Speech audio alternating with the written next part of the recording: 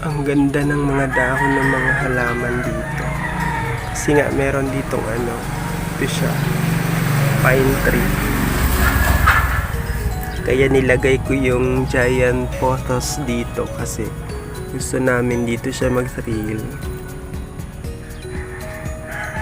Nagmo-moist yung mga leaves niya. Healthy yan. Kasi mag-process yan ng food mamaya kapag may sikat na ng araw. Complete na yung kanyang processing. Yung mga grasshopper yung dahilan kung bakit nasisira yung mga bromeliad. Kasi ang bilis silang kumain. Napakatulis ng kanilang proboscis ba yun?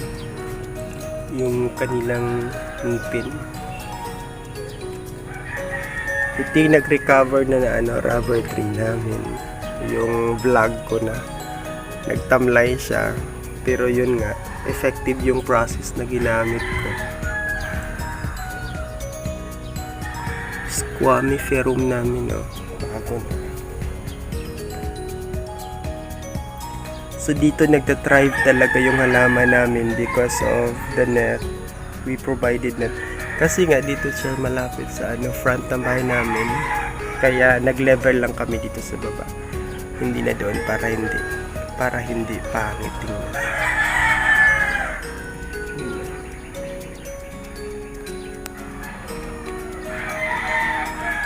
Hi everyone, this is Teacher Noy, ang plantito ng Baganga, and welcome back to our YouTube channel. For the gardening episode for today, I'm going to share with you the update about the one of the expensive philodendrons that we propagated through cutting. Then, I'm going to tell with you the number of months of waiting just to have a perfect harvest of this philodendron. And what are the tips and tricks that I did for the fast coming out of the shoot and develops more leaves and lots of variegations that can be seen on the top of the leaves. So if you like this video, keep watching. Don't forget to like, share, comment, subscribe, and tap also the notification bell for more updates of our videos that we are going to upload in our YouTube channel.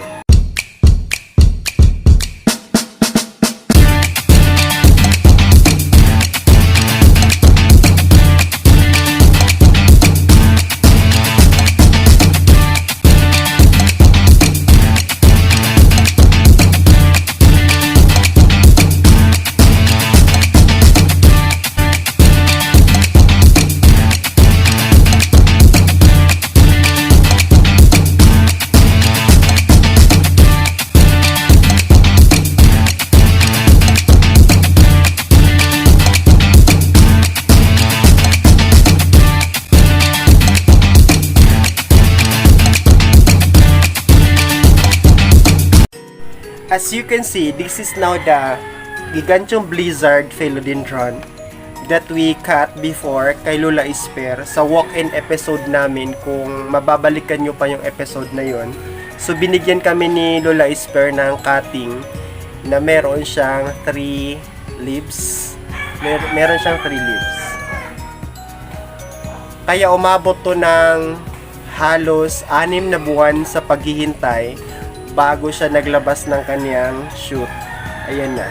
So, ang laki-laki na ng kanyang shoot, and this is perfect for the propagation already because it has a lot of aerial roots na pwede nating isama sa cutting niya. So, we will be detaching.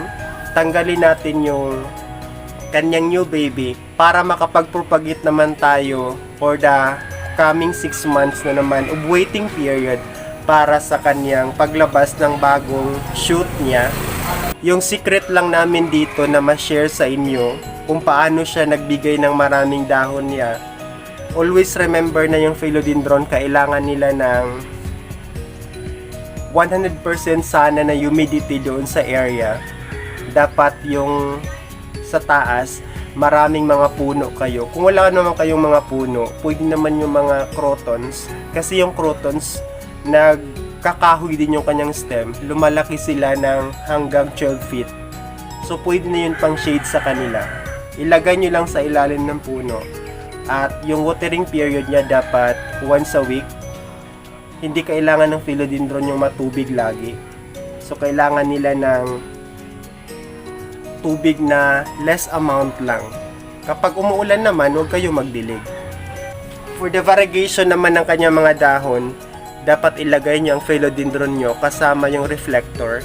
I don't know kung kind siya ng Dieffenbachia. Wait, i-share ko sa inyo.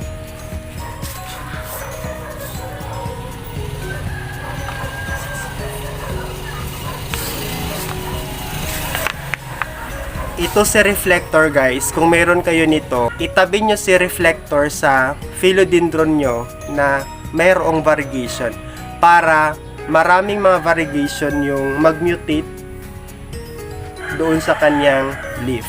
Ito lang yung secret namin. Nilalagyan namin yung mga variegated namin ng mga plants ng reflector para perfect yung mga variegation doon sa kanyang leaves and more variegation talaga dyan sa kanyang mga dahon. And for the more leaves of Giganteum blizzard Philodendron, we have 3 tricks that we can give.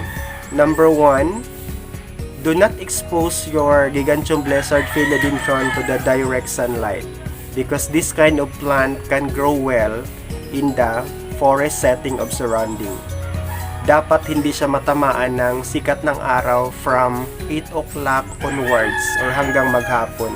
Kasi nga, kailangan lang nila ng 30 minutes exposure from 6 o'clock. Hindi na lalagpas doon sa 7 o'clock.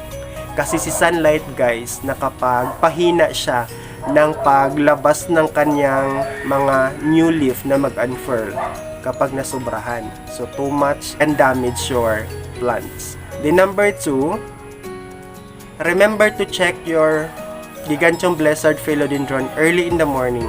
Kasi pag morning, maraming mga insects na pwedeng mag-atake doon sa kanyang dahon, nakakain. So masisira yung dahon, hihina yung development o pagbibigay ng bagong leaf na mag-unfurl. Kasi nga, kinakain na nila. Mamaya makikita nyo yan. Kasi everyday nag-video ako doon sa kanya. Then the third one, don't forget to provide a natural fertilizer to your plant. Yung mga tira-tira nyo lang. Like for example, in 1 week, meron kayong tubig nyong pinaghugasan ng bigas lang. Salain nyo yon, gamit kayo ng clean cloth para hindi sasama yung mga smallest particles ng mga rice na pwede ring pangitlogan ng mga insects. Then, if you have also a banana peel, yung pinagkainan nyo na, yung saging, yung balat nun, you cut that one, then place it inside the pot and cover it with the soil. So that is perfect for fertilizing your philodendron, of giving them a potassium for the plant to stand strongly. And if you have also a eggshell, yung balat na ng egg, kasi kinain naman yung kanyang laman, then i-ano nyo lang, just place it under the sunlight para ma-dry siya. At pagkatapos, you're going to smash it. Dugmukin mo yun.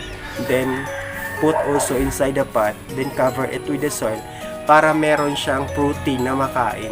So, yun yung mag-sustain sa kanya as natural fertilizer. So, I hope na magawa niyo yun para mag-continue yung more leaves na development ng inyong philodendron at saka very healthy yung philodendron niyo.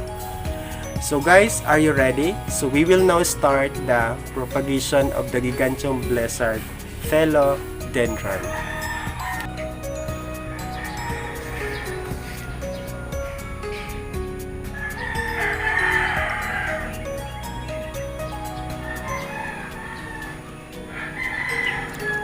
Ayan na guys yung yung langgam na madalas kumakain ng bagong suloy o dahon ng Giganteum blizzard. Yan Kaya every morning yan sila aatake. Kaya maaga akong gumising tapos kunin ko yan sila sa dahon. Ito yung nangyari.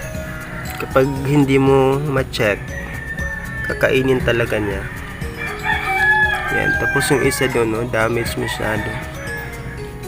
Kasi nga yung niya, yung form ng stem niya, may cover yan. Yung ganito. Yung parang gingit ng niyog. Kaya paborito nila yan kasi matamis siguro to. Yan sila nangingitlog minsan. Tapos yung grasshopper din, gustong gusto niyang kainin. Dito ko nga kinuha yung grasshopper, oh, nung paglabas ng dahon na to. Mabuti na lang na abutan ko, kaya muntik nang masira. Ganda pa naman ng variegation ng leaf niya. Tapos yan, oh. Kaya kapag variegated yung philodendron namin, kinakat namin ng maaga kasi kapag nakat siya, yung bagong shoot niya, halos punong-puno ng variegation yung kanyang leaf. Ito, nawawala yung mga splashing ng variegation niya, oh, kasi nasubrahan siya sa pag-expose namin sa sikat ng araw.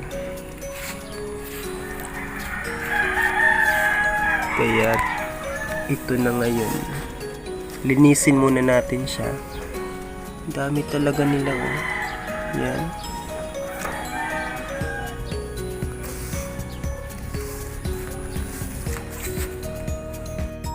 So yun na nga guys, kukuha siya ng lupa para sa kanyang replanting.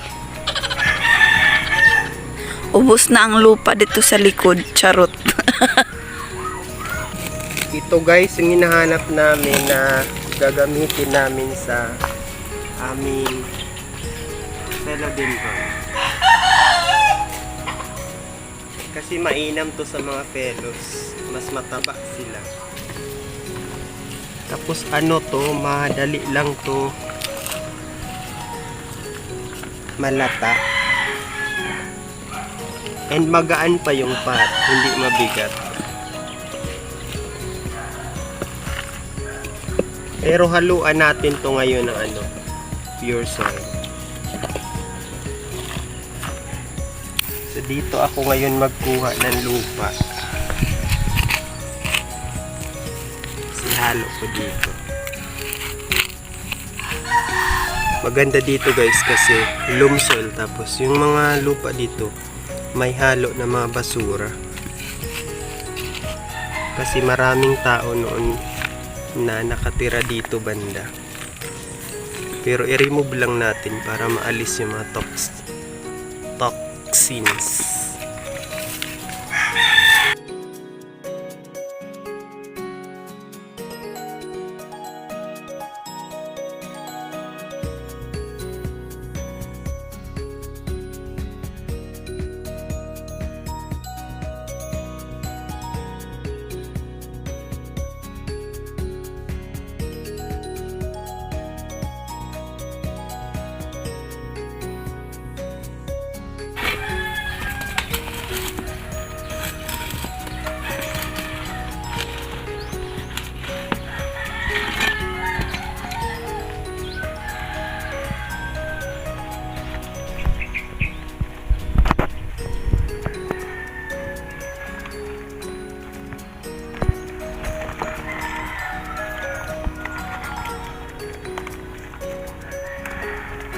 So, dami mo ng gamot.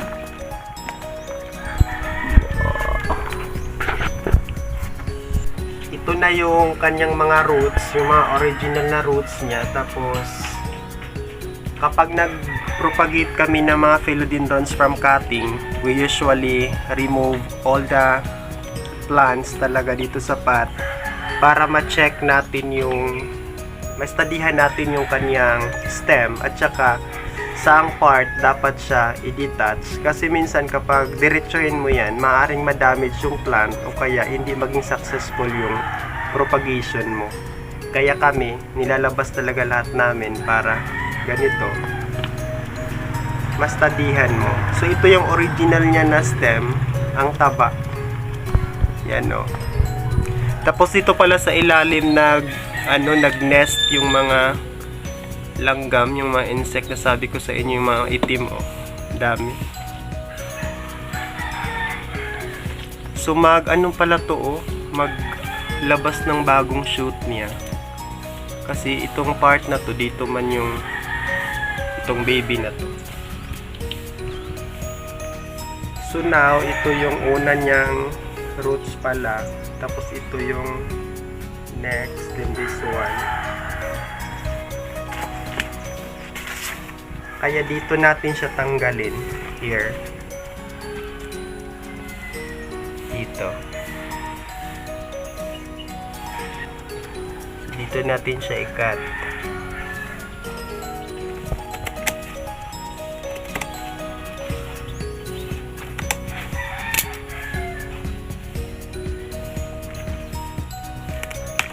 Ay. Ayan.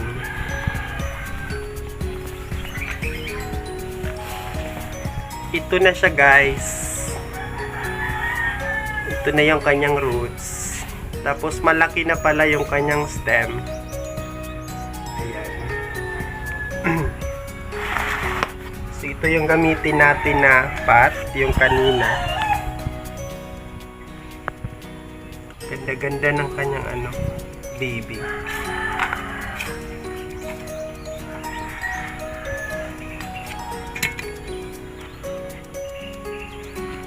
Mahalaga yung kanyang mga roots kapag nag-remove kayo ng Giganteum lizard. Tapos kung pwede, ito, ilagay muna natin to dito sa loob. Huwag nating hayaang mag-entrench o magbaba. Kasi bago pa siyang cut, ito yung mag-support sa kanya for recovery niya. Kasi na-stress siya ngayon.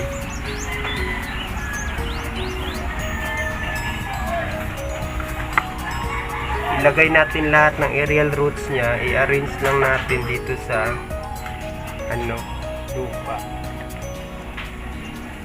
Then wag na nating ilagay talaga doon sa baba. Pwede natin kaberan lang ng soil.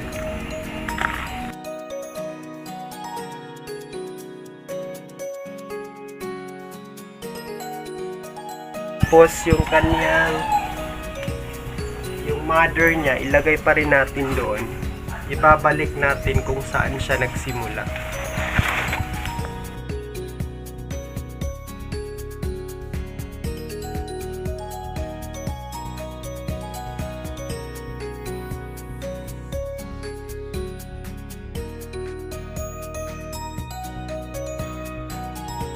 Ganun lang guys kadali mag-propagate ng Giganteum Blizzard Philodendron.